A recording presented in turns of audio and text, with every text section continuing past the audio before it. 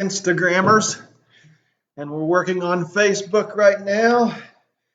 This is Trent, Keith, and Ethan McNeil Yep. back for another fun week Looks like we are live. of detailed information. We are live on both. We are. All right, glad to see everyone, and we will get rolling into our show this week.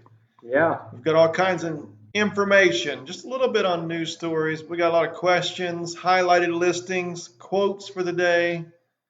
We are ready to roll. I better not keep my What do you elbows think? on there. I think I shake the table too much. Oh, yeah, it's true. You'll make us look like we're moving. Yeah.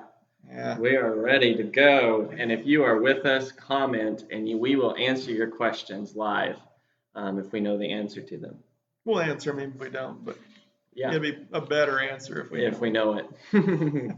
All right, news stories. What's your news stories for today? All right. I just had the one. Did you not have any? No, I was kind of a little lax on news stories today. All right. Well, as you guys know, there's probably, most of you know, there's no local fair. I don't think there's a Monroe County fair, is there? I don't know. Okay, well, I know there's no Owen County fair. And the state fair has also been canceled. So in lieu of that, we have created a contest for you guys to help you get out. And, normally at the fair, you have all those drawings that you can win stuff. And we've created our own little drawing, our own little contest for you. And you can win a 2-person treated swing or some gift cards from our office. So you've got 1 month to compete in that contest. Get your name in the drawing. Yep. See if you're going to win. That's right. There's a Facebook post about it on our Facebook page or Instagram. And you can also, there's a way to come out to our office and a flyer that tells you how to get all kinds of extra entries. And we've actually had quite a few people already come out here and follow the instructions. So if you really want the swing, you're probably going to need to come out here to our office and do that. Get your extra names in that drawing. There you go. So anyway, that's our news story. Yep. All right. So we're ready for questions of the day. The first question, are you going to read it or am I going to read the first question? I'll ask you the question and then you can answer it. Oh, we're going to do it different this time. I don't care. You can read the question and answer it. Okay, here we go. What special steps do I need to take if a house is in the floodplain? Well, maybe buy a boat. Oh, no, that's not what we're talking about. No. If it's in a floodplain, what do you need to do? The first thing is check how much insurance is for flood insurance, because if you buy a home in a floodplain, for one, if you're borrowing the money, you're required to have flood insurance. And two, if you're paying cash, I would highly recommend flood insurance, because if it does flood, it will more than likely be a little expensive to get it back to where it was. So flood insurance would be number one. Check on that. Hey, I like that. Number two would be determine what area you want to be in exactly. If it's the area you want to be in and it's still in the floodplain, then that can be okay. But you definitely want to make sure that you're not overpaying for a piece of property in the floodplain also. When a property is in the floodplain, it usually doesn't appraise for as much as when it's not. So just because you see a house online and it looks like a really good deal because you see all the inside pictures and everything and you think, wow, that's cheap, I can buy that. If it's in the floodplain, there's a reason for that. It's definitely going to appraise for less. So check out the comps, make sure that it's in the price range it needs to be, it's in the location you want it to be, and that you can afford the flood insurance on the property before you go any further, before you make an offer or anything like that. So you got anything else you want to add with that one? No, I think flood insurance is the number one thing. It can be, number one. It can be expensive. So yeah, make sure it's going to fit into your budget. So that's going to be another monthly thing that you're going to have to pay for. Yep, that's right. There we go. Poor connection again on Instagram. It's reconnecting. Maybe we should move closer to a window for it. Okay, the next question. Instagram's missing out, but Facebook's here. Does a metal roof add more value to a house than a shingle roof? That's a good question. I would say not necessarily. It depends on when buyers are coming to your house, wanting to buy your house. They are really just concerned about how new is the roof. If it's a new metal roof or a new shingle roof, they're either one. They're gonna really appreciate that. If it's an old metal roof and an old shingle roof, then they're gonna be concerned about it. So as far as adding value, the only maybe stipulation I would see in that is maybe if you get like a copper metal roof or you get a very maybe special metal roof. I know they make like shingle metal roofs that look like tile, all kinds of different things like that. So if you get something that's more aesthetic like that, then it might add some value. But for the most part, people just want to see that that roof's going to last for 30 years or 20 years or however long. Do you have any thoughts on that? Yeah, the only other thing I would recommend is check with your insurance company. I know it's better now than it used to be, but at one point, certain insurance companies would not cover metal roof. So check with your insurance companies and make sure that they are good with a metal roof. And then before you'd put in an offer, because you don't want to get in a place where you like the insurance company you're with and they will not cover a metal roof. So that would be my only other thought, if I can spit it out, is to check. I don't think that'll be an issue for most companies anymore, but we have heard of that in the past. So, okay, the next one. Is it a bad idea to buy a house on contract? No, not necessarily. If you have a good attorney that writes up a contract and everybody's on the same page, you get all the signatures, that's not necessarily a bad thing. You definitely do not want to do it without a good attorney. And if the other side of the transaction is the one getting the attorney to write it up, then you definitely want to consider having your attorney look over it. That would be the biggest thing, is how the contract is worded. So see your attorney about those details. Yes. All right. I would add one more thing on that is make sure you have a different attorney than whoever, somebody you trust than whoever the seller is. Like make sure that you have your own attorney looking over those documents versus just taking the seller's word for it that that document is good. Because that would be a bad way to get in a bind. Does Spencer have any good walking trails? That was another question. So yes, we have McCormick's Creek State Park. If you're not from around here, it's got lots of trails, lots of walking opportunities. If you're a walker or a jogger or a biker or a hiker, they also have a river path that they're working on. I think that's got some like I don't know how long it is, maybe a mile. It's completed. Been down it, have you? Yeah, we're big walkers, but there is a park by the river and also some walking trails that way. It's called My Path or something like that. And there's also sidewalks in Spencer and a Y that has a walking loop. Yep. Trail outside. Yep. So there you go. I mean, there's all kinds of walking opportunities if you are moving to Spencer. Yep. Okay, how many times can you make an offer on a house if the seller keeps rejecting them? Well, that's a good question.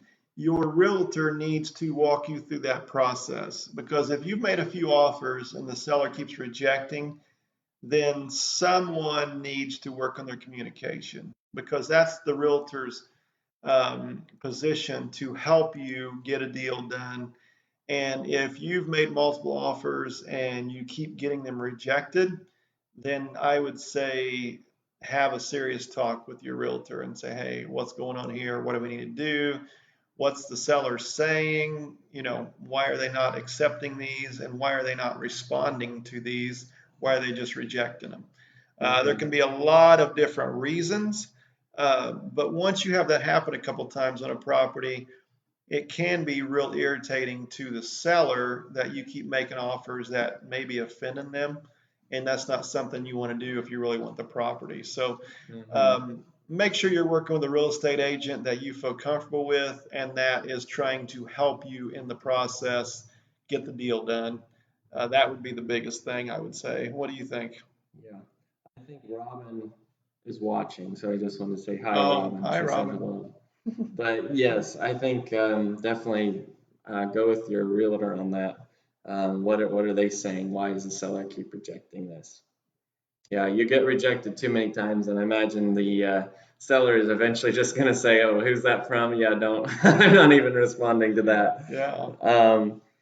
So next question is I've lost out on several houses because someone offered more than me. This happens a lot in a seller's market.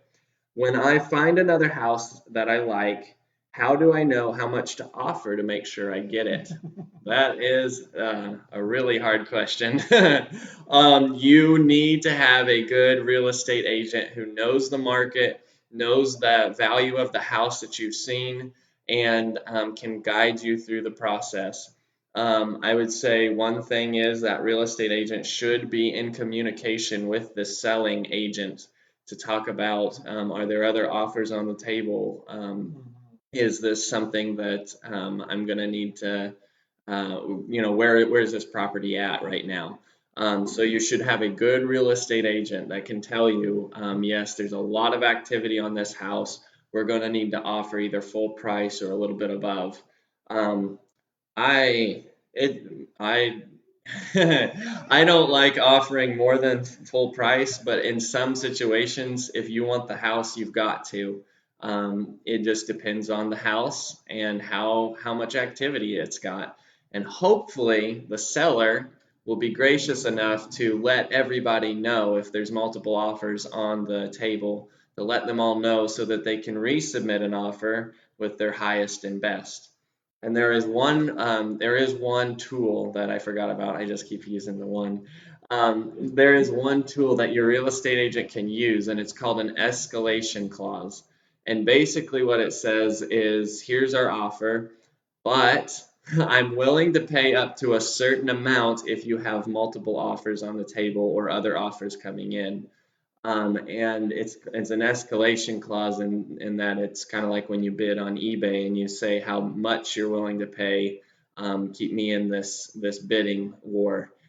So that's something your real estate agent can use. Just make sure you use it with caution because you are kind of playing your hand. So yeah, you got thoughts on that? Definitely. Yeah, that's definitely an option. There you go again. How many times can we say it? Work with a realtor you feel comfortable with, that you trust. There's no guarantee that you're ever going to get a property because there's all kinds of people wanting to buy. But if you know that your realtor is looking out for your own good, then all you can do is give it your best shot and see what happens. And that's kind of the market we're in. You get somebody you're comfortable working with. Be completely honest with your realtor. Believe me, they're not wanting to take advantage of you at all if they're good. They want to help you get the property you want. So if you're completely upfront and honest with them and lay your cards out on the table and say, here's where I'm at, then they should work all they can work to try to get that transaction done for you. And if it doesn't happen, then evidently it wasn't meant to be and you move on to the next one. But that's really the only way that you have a good shot of getting a property, especially when there's multiple offers on the table. Yeah, and Robin said, wouldn't that escalation clause set you up to pay more? And yes, it can potentially set you up to pay more. The thing is with that clause is the listing agent, the selling, has to have documentation that they had another offer come through that made that escalation clause go into effect. So they can't just say, yeah, we had lots of offers, now you have to pay the highest amount you've said. They have to have documentation that they had different offers come in and therefore the escalation clause came into effect. So yeah, it is kind of like playing your hand. It's not always the best setup, especially if you're not sure about the listing agent that you're dealing with. So yes. Okay, Robin just asked, where's the market at? Is it a seller or a buyer's market? It's definitely a seller's market still, because we have a lot more buyers than we do sellers at this point. And it's definitely a place to where if you find the property you want, more than likely you're really gonna have to work at getting that property. It's not gonna be you're the only one making an offer. Yes. Usually there's more than one. So Yep. definitely. Okay, now we're ready to move on to our highlighted listings. And our first one, we do not have a picture of. I'm just going to explain it. It's a property that I listed on Beach Church Road, and it's already contingent. This just goes to show you how these properties go. It was actually a nice little place. It was 4.96 acres with just a little block home on there that was completely gutted, needed redone, and had a little pond on it. A nice little mixture of woods and field, and the home was sitting close to the road, had a well and septic, and we listed it at 44.9, and it's already got an accepted offer on it at this point. So that was definitely an interesting one, and hopefully we get more of those this summer because those are the kind you like, with a little bit of acreage, a well and a septic on there, and then a building you can use if you want to. If not, you can build your own or that kind of thing. So that one has already got an accepted offer. What's the next one? The next one is Steinsville. I have a picture of that one. It's 8212 North Market Street in Steinsville, right there. I think it's in the heart of Steinsville. Yep. And it's got 2 bedrooms, 1 bath, 1,700 square feet on the main level, plus a basement. So you got plenty of room there for whatever you want to do. And it's listed for $99,000. Really a great starter home or ending home or middle home, just about any type of home. It's just a great buy there in Steinsville. Okay, the next one is on Johnson Road. It's 613 Johnson Road.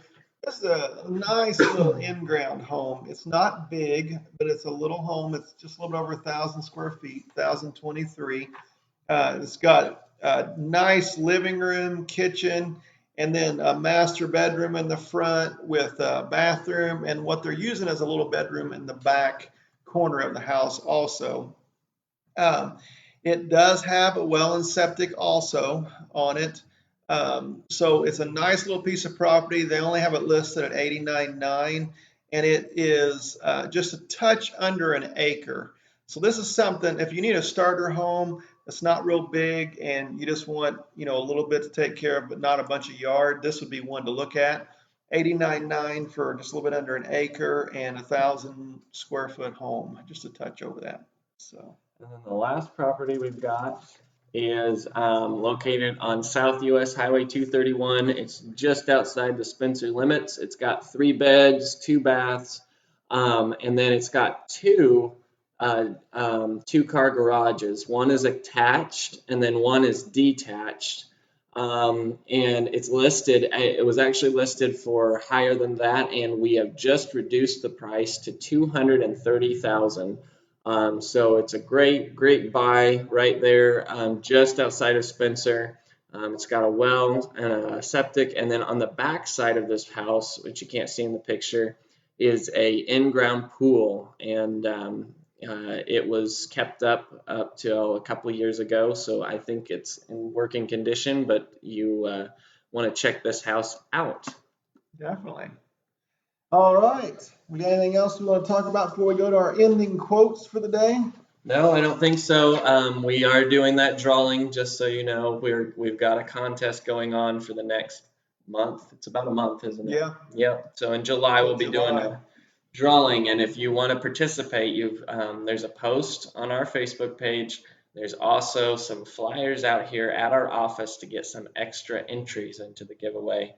You come out to our office. There's a little box by our concrete pavilion that you can check out. There you go. All right, so our ending quote of the day. I'll do mine first. Okay. The future is created by what you do today, not tomorrow, by Robert Kiyosaki. Hmm. So don't put off till tomorrow the things you can do today. That's Right? good. Yep. Okay. All right. Mine is by Bill Watterson. Bill Watterson. I just realized, isn't that Do the you know guy who that that is? did Calvin and Hobbes? I Didn't don't he do know. the Calvin and Hobbes I don't know. You should comics? know that. You knew all about Calvin and Yeah, Hobbes. I'm pretty sure that was. Well, okay. Well, anyway, Yeah. we don't know. That might be him, might not be. But this was a good quote. Said, "We're so busy watching out for what's just ahead of us that we don't take time to enjoy where we are." That goes along with Trent's quote. There you go. So That's true. do what you can today and enjoy the now, the today. There you go. Don't And if, always be looking for the future. that's right. And if you want to really enjoy the day, tell your friends and family to watch our live video. That's right.